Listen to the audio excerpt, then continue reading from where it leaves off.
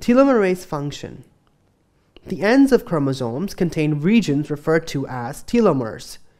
These telomeric regions consist of telomeric repeat sequences. The exact sequence of telomeric repeat can vary from species to species. The repeat sequence shown here is found on telomeres of human chromosomes.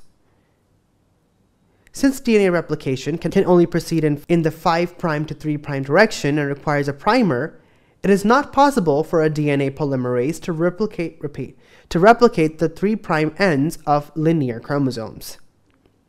If this problem were not corrected, chromosomes would shorten with each cycle of DNA replication. The addition of telomeric repeat sequences by an enzyme complex referred to as telomerase assures that this shortening does not occur. Telomerase is a unique and interesting enzyme because, in addition to having DNA polymerase activity, it also contains an RNA sequence that provides a template for the synthesis of telomeric repeat DNA. Part of the RNA sequence hybridizes with the single-stranded overhang on the DNA strand, leaving a single-stranded overhanging RNA sequence. The repeat unit shown here is from Tetrahymena, which is the model organism used in telomere and telomerase research.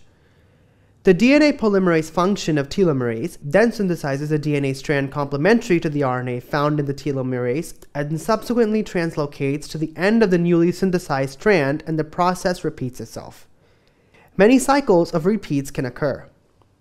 Once telomerase has completed its function, DNA primase synthesizes an RNA primer near the 3' end, and DNA polymerase fills in the vacant region. A short region at the 3' end will remain single-stranded. The end result is that telomerase will have added many repeat sequences from a few dozen to a few hundred. This prevents chromosome shortening.